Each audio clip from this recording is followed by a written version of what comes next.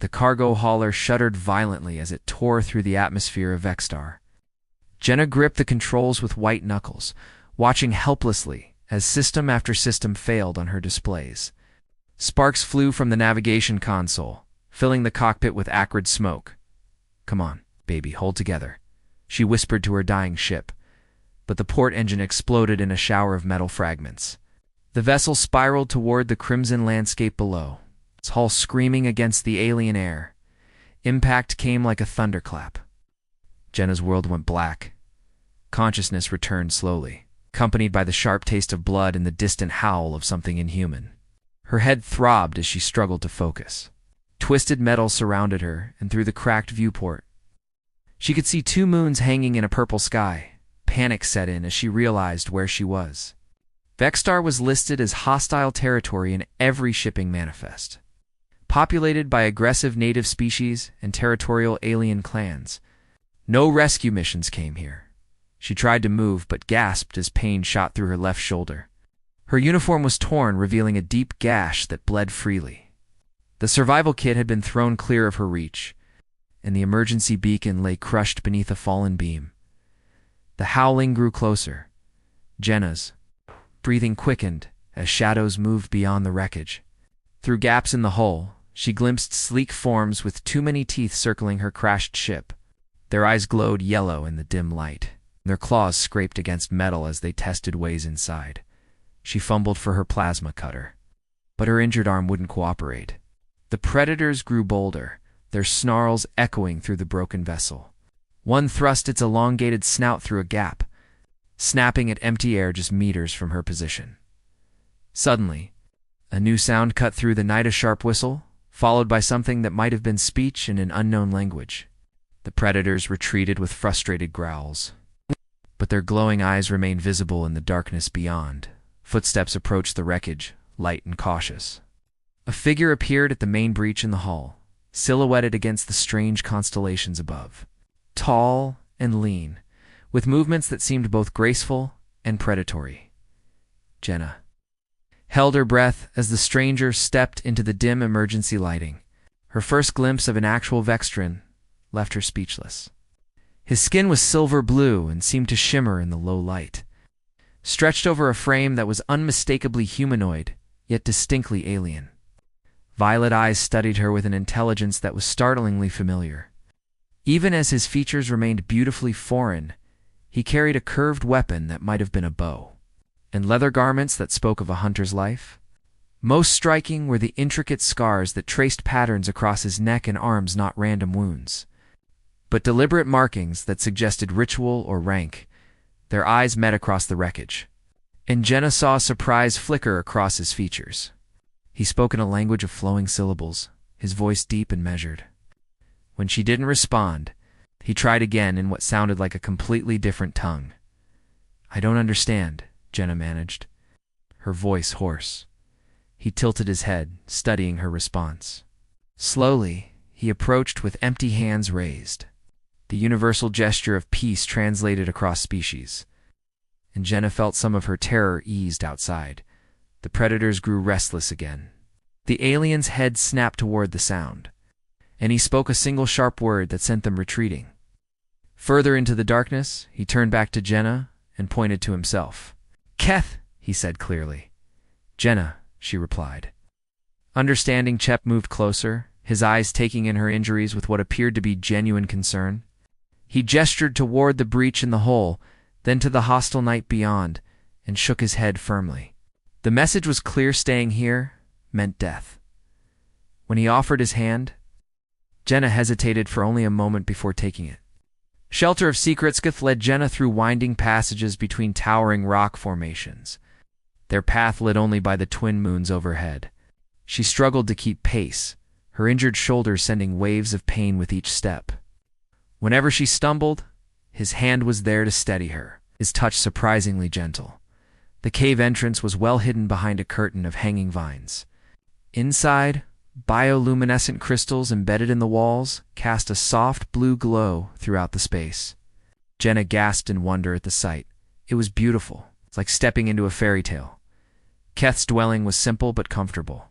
Sleeping furs were arranged near a small fire pit, and various tools and weapons hung from carved hooks. Dried foods in water containers lined natural shelves in the rock. It was the home of someone who had learned to live apart from others. He guided her to sit on the furs, then knelt beside her to examine her shoulder. His fingers were skilled as he cleaned the wound with water from a ceramic bowl. When he reached for a jar of pale ointment, Jenna caught his wrist instinctively. Their eyes met, and she saw patience there. Slowly, she released him and nodded her consent. The salve burned at first, then cooled her injury with blessed relief. As he wrapped her shoulder with soft cloth, she studied his face in the crystal light. "Why?" she asked, touching her bandaged wound. "Why help me?" Keth paused in his work, considering. He pointed to the cave entrance and made a gesture she interpreted as alone. Then he pointed to himself and repeated the motion. When he looked at her again, there was a loneliness in his violet eyes that matched her own. Over the following days, they developed a simple form of communication. Keth would point to objects and speak their names in his language, and Jenna would respond with the human words. Slowly, a basic vocabulary emerged between them. She learned that he had been cast out from his clan for reasons he struggled to explain. Through gestures and broken words, she understood it involved refusing to participate in something violent. The scars on his body were marks of exile, branded into his skin as permanent reminders of his disgrace. Jenna shared her own story as best she could. She showed him pictures from her datapad images of Earth, of the shipping routes she traveled, of the solitary life she had chosen among the stars. Like him, she was alone by choice and circumstance. On the third evening, as they sat by the fire sharing a meal of roasted root vegetables and some kind of alien fruit, Keth surprised her by speaking in heavily accented but recognizable human standard. "Learned from traders," he explained haltingly. "Before exile, you understand me?" Jenna asked, hope rising in her chest. "Some words." "You speak ... slow?" Their first real conversation stretched deep into the night. Keth's clan, the Vextai, were nomadic hunters who valued strength and aggression above all else. When territorial disputes arose with neighboring clans, Keth had refused to participate in raids against civilian settlements. His father, a clan leader, had given him a choice: submit to the will of the group or face permanent exile. "Could not kill innocents," he said simply, staring into the fire. "Children, elders, not warriors." Jenna reached across the space between them and touched his scarred hand. "You did the right thing." Keth's eyes widened at the contact, and she felt him tense beneath her fingers. Among his people, she realized such casual touch might be forbidden or reserved for intimates, but he didn't pull away. "On Earth we have a saying," Jenna continued. "It takes more courage to refuse to fight than to fight. Your people understand this?" "Some do. The best of us do." They sat in comfortable silence, her hand still resting on his. The crystal light played across his features, and Jenna found herself studying the elegant lines of his face. The way his silver skin seemed to glow from within. When she finally withdrew her touch, his fingers briefly closed around hers, as if reluctant to let her go. That night, as they prepared to sleep on opposite sides of the cave, Jenna caught Keth watching her with an expression she couldn't quite read. There was gratitude there, something else, something that made her heart beat faster, despite the vast differences between them. Outside, the predators howled in the distance, but within the crystal cave, two exiles had found something neither had expected: understanding. When she finally withdrew her touch, his fingers briefly closed around hers. As if reluctant to let her go, that night, as they prepared to sleep on opposite sides of the cave, Jenna caught Keth watching her with an expression she couldn't quite read. There was gratitude there, something else, something that made her heart beat faster despite the vast differences between them. Outside, the predators howled in the distance, but within the crystal cave, two exiles had found something neither had expected: understanding. Storm in sanctuary. Storm struck Vextar with terrifying fury. Wind screamed across the rocky landscape, carrying sheets of acid rain that could strip flesh from bone. Keth had recognized the signs of the way the air tasted: metallic, How the crystal formations hummed with electric charging secured the cave entrance just in time. Trapped together in the confined space, Jenna and Keth grew closer by necessity. The cave shook with each thunderclap, and the entrance seal held against the corrosive downpour but barely. They huddled near the fire, sharing warmth and stories to distract from the chaos outside. On the second day of the storm, the crystal horn beasts found them. Jenna woke to Keth's urgent whisper and the sound of scraping against stone. Through cracks in their barrier, glowing eyes peered into the cave. The creatures had taken shelter from the storm in the same cliff face, and they had caught the scent of warm-blooded prey. "Stay behind me," Keth commanded. Grabbing his curved blade from the wall, the barrier gave way with a crash of falling stones. 3 crystal-horned beasts squeezed through the opening, their armored hides gleaming wetly. Each stood as tall as a human at the shoulder, with razor-sharp horns jutting from their skulls and claws that could tear through metal. Kep's moved with fluid grace, his blade singing through the air. But there were too many of them, and the confined space limited his mobility. When one beast flanked him and lunged toward Jenna, she grabbed a burning brand from the fire and thrust it into the creature's face. The beast reared back with a shriek, giving Keth the opening he needed to strike. His blade found the gap between its shoulder plates. The creature collapsed with a final growl, but the victory came at a cost.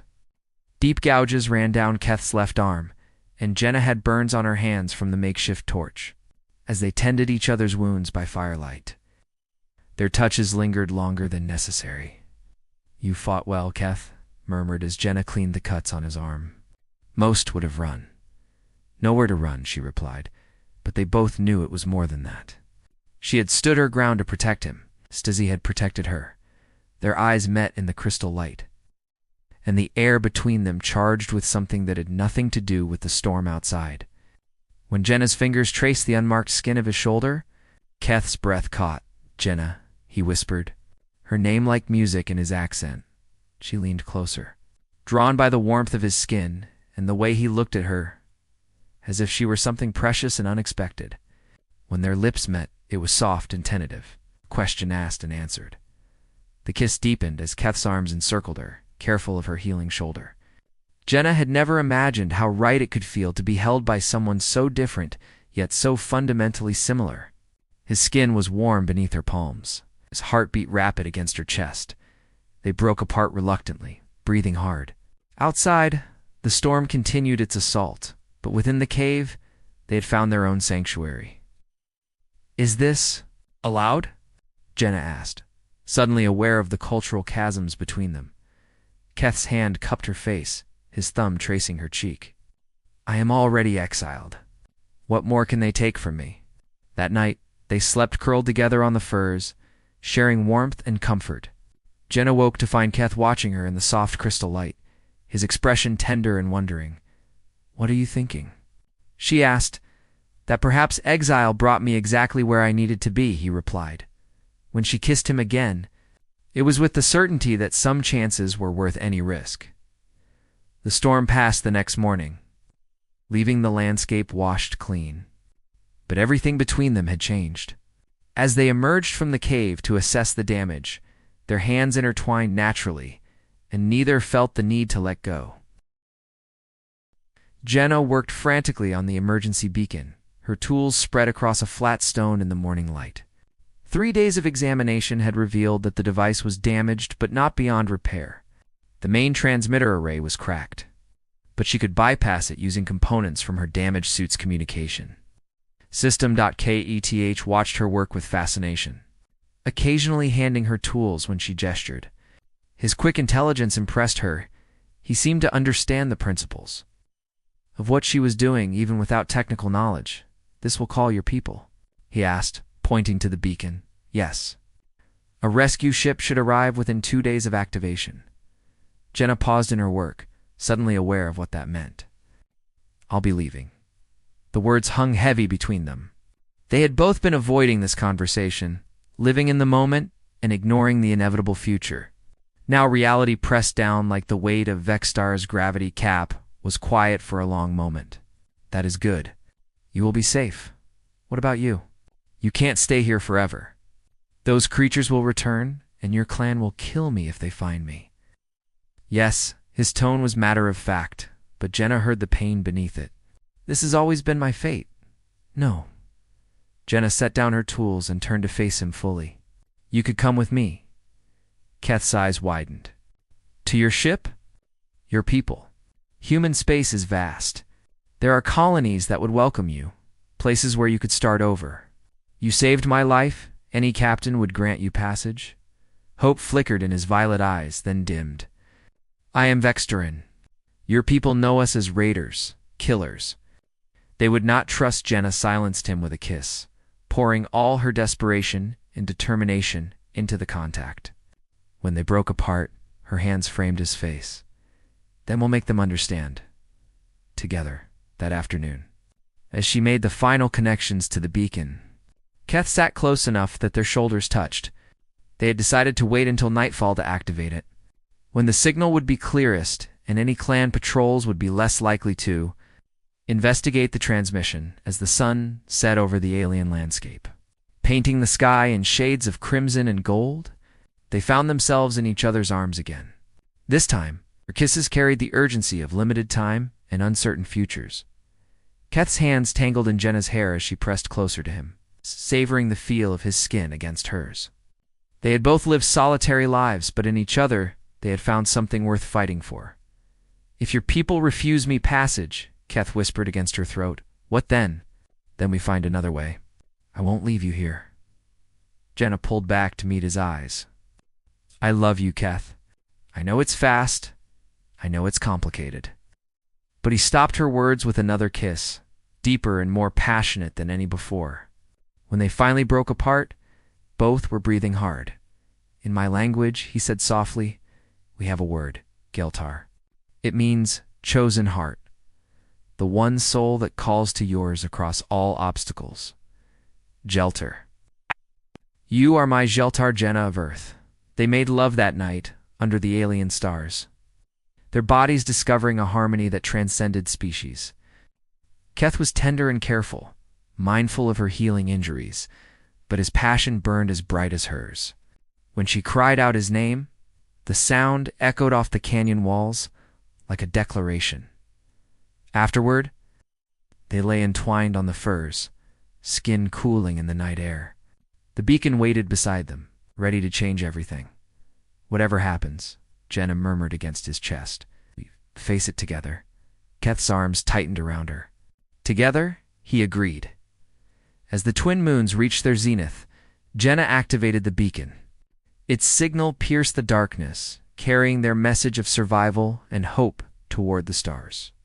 Somewhere in the vastness of space, a rescue ship would receive their call and alter course for Vextar. But for now, in the crystal cave that had become their sanctuary, two hearts beat as one while they waited for dawn and whatever fate it would bring. Beyond the stars, rescue ship arrived like thunder across the dawn sky. Jenna and Keth watched from their hiding place in the rocks. As the sleek human vessel settled onto a flat area near the crash site, warning lights flashed as the landing ramp lowered, and armed security personnel emerged first, followed by medical personnel and the ship's captain. That's Captain Torres, Jenna identified. Recognizing the woman's distinctive gray hair and confident stride, she's fair but careful. If anyone will listen, it's her. Keth checked his weapons one final time, then set them aside. I go unarmed? We both do. Trust me on this. They emerged from cover slowly, hands visible and empty. The security team immediately raised their weapons, but Captain Torres gestured for them to hold fire.